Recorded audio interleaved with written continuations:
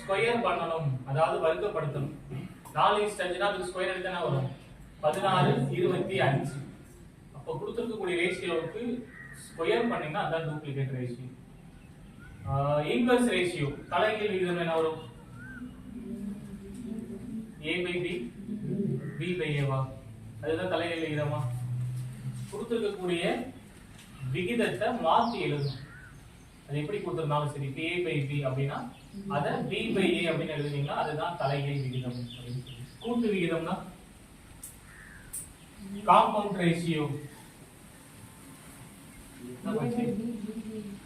a/b b/c c/d அதுதான் கூட்டு விகிதமா?